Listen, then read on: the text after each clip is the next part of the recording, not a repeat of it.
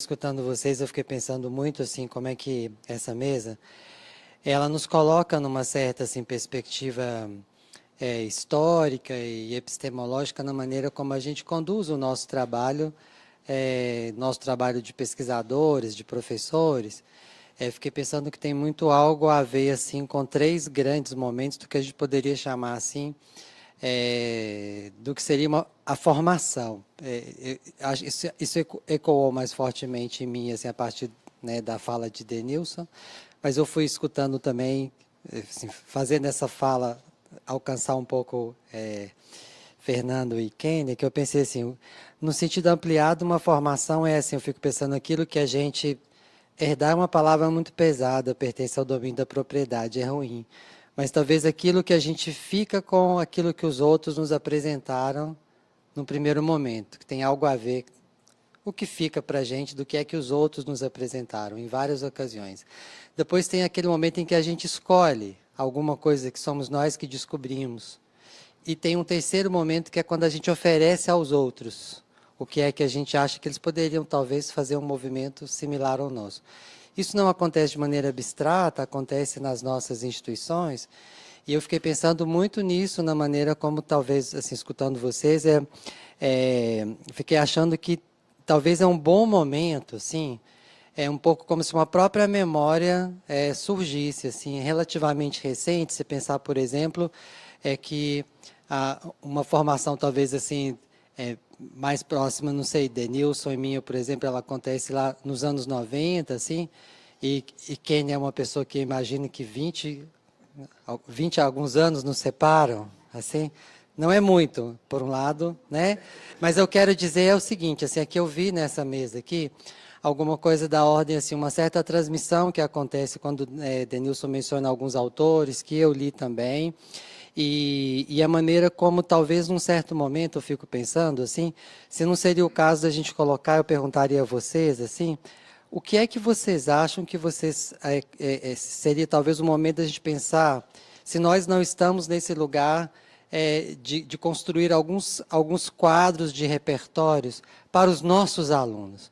Eu estou pensando assim, não mais apenas a gente no lugar dos pesquisadores, e achando inclusive que algo no nosso trabalho de pesquisador, ele foi muito fortemente perturbado pela maneira como as agências de pesquisa e na maneira como elas exigem essa performance dos nossos cursos de pós-graduação, isso nos dispersou fortemente na medida em que nós fomos, eu creio que isso tenha passado, nós fomos assim, aí eu entro como uma espécie de um testemunho meu, nós fomos forçados assim a nos dispersar nesse trabalho de publicação dos artigos, o nosso trabalho de formação dos alunos foi fortemente comprometido por uma espécie de necessidade de aumentar a nossa performance, o que nos distanciou muito dos nossos professores, que não estavam submetidos a essa pressão e que eu tenho a impressão, assim, eu venho de uma área que não é a da comunicação, é a área da letras,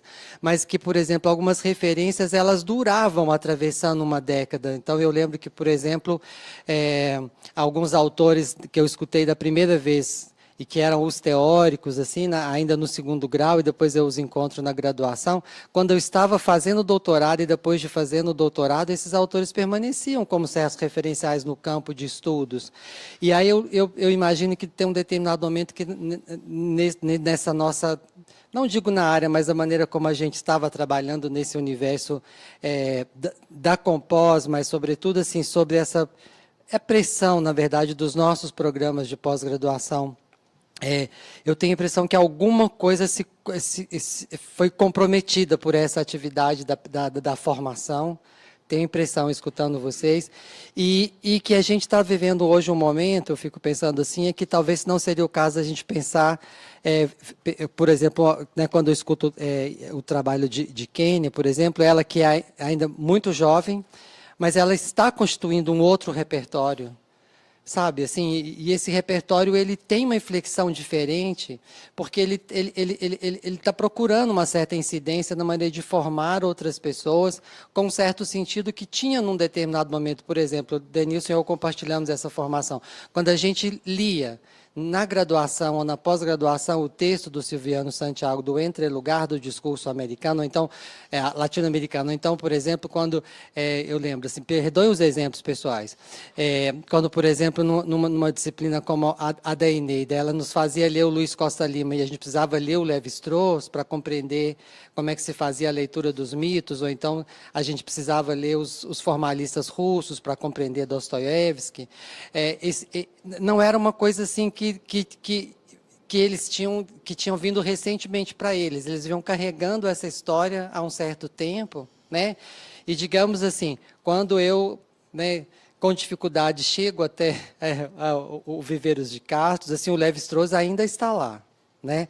Então, mas ao mesmo tempo, assim, uma série de novos autores entraram na nossa formação e eu fico pensando assim, eu queria pensar, imaginar assim, junto com vocês, se a gente, aí é o meu lado otimista, sabe, Denilson, dizendo assim que eu acho que talvez, será que não era o momento da gente assim deixar um pouco para trás essa maneira como essa pressão dos nossos programas de pós-graduação exigiram de nós esse trabalho assim de pesquisadores divididos nessa multiplicação de trabalhos e artigos e colocar em pauta novamente assim um trabalho de que a nossa pesquisa não deve, mas seria bonito se a pesquisa da gente virasse alguma coisa que a gente pudesse oferecer aos outros. Eu tenho a impressão que alguma coisa nessa modernização da universidade brasileira e alguma coisa também na maneira como a gente foi muito afoitamente no campo da comunicação, talvez, forçado a construir uma certa legitimidade intelectual, isso foi roubado da gente. E eu tenho a impressão que, não sei com vocês, mas eu tenho a impressão assim, que eu vejo uma espécie assim, de distância entre o que me constituiu como professor e aquilo que eu gostaria de oferecer aos meus alunos. Eu tenho a impressão que eles estão fugindo. E onde é que eles estão, esses alunos, em que a gente poderia dizer assim, olha, tais referências são referências que vocês poderão levar com vocês para algumas décadas, porque aquilo que a gente descobriu, acho que nós dizemos, aquilo que a gente descobriu na nossa graduação e que a gente descobriu quando a gente fez o mestrado, estamos levando isso conosco e é alguma coisa que a gente transmite aos outros, aos nossos alunos, sabe? Então, eu achei muito bonito essa maneira como parece que essa mesa, eu vejo em vocês essas pessoas que são esses constituidores e transmissores de um certo repertório. Eu vejo talvez uma diferença de gerações. Acho que Kênia é uma pessoa que está envolvida na construção de um novo repertório, né? Ela própria envolvida em atividades como tradutora, né? Eu acho que não só na universidade, mas nos festivais, nessas outras instâncias que se tornaram, por exemplo, muito importantes para a constituição de um certo pensamento crítico entre nós. Eu vejo que, por exemplo, os chamados cinemas negros, ele não apenas constituiu um pensamento crítico relativamente independente do que estava na universidade, como ele construiu uma espectralidade que também não depende de uma formação acadêmica, nem mesmo da cinefilia tal como ela estava constituída. E são espaços novos de formação, espaços de aprendizagem e de transmissão. E, por outro lado, é exatamente isso que, por assim dizer, vem reavivar coisas na universidade. Ao passo que, em determinados momentos da universidade, há uma espécie de secura. E mesmo eu, assim, sem querer ser de maneira alguma nostálgico, né? Mas assim, esse ímpeto com que, ou esse desejo com que quando um professor nos apresentava um autor e a gente passava alguns anos lendo esses autores, eu fico pensando se agora a gente não está no momento, por causa dessa urgência que nos cerca, das dificuldades do mundo em que a gente vive, mas da sociedade brasileira, se não é um momento importante também para a gente sair um pouco dessa pressão que caiu sobre nós nas últimas décadas de sermos os pesquisadores obrigados a apresentar essa produtividade junto aos nossos programas de pós-graduação e voltar a pensar numa espécie de formação que foi aquilo que a gente herdou de alguns dos nossos professores. E se a gente não poderia pensar assim, bom, alguma coisa muito importante vai...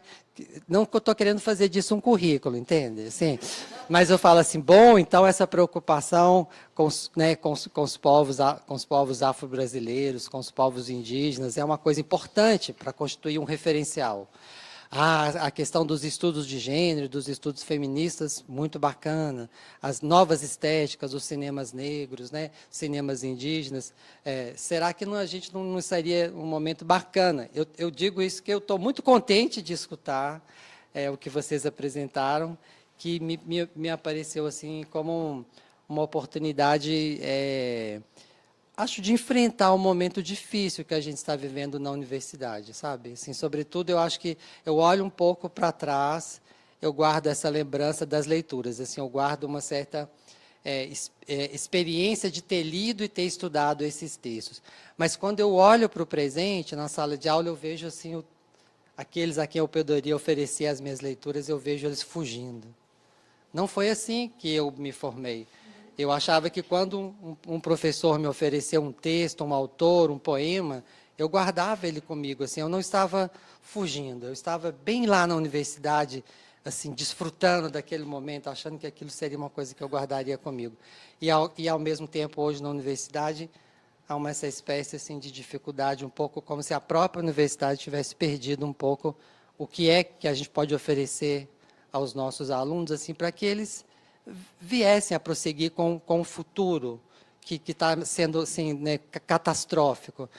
Os nossos professores nos ofereciam alguns referenciais que diziam assim, olha, a gente tem um passado, tem esses pensadores e tem um presente. Assim, eu sentia isso, né? Eu fico não que a gente devesse, assim, sabe, ser orientadores dessa coisa, mas eu tenho a impressão que esses que são os leitores, assim, que a gente gostaria de formar, eu tenho a impressão que eles estão fugindo um pouco, assim, por causa da situação da universidade e talvez por essa maneira como essas políticas caíram sobre os nossos programas de pós-graduação. É um pouco longa, se não precisam responder, fiquem bem à vontade, tá bom? Mas eu fico muito feliz assim, de que isso tenha me acontecido, de que eu tenha descoberto isso nessa mesa. Tá? Então, na verdade, é um agradecimento o fato que vocês tenham me proporcionado essa descoberta. Gabi quer fazer...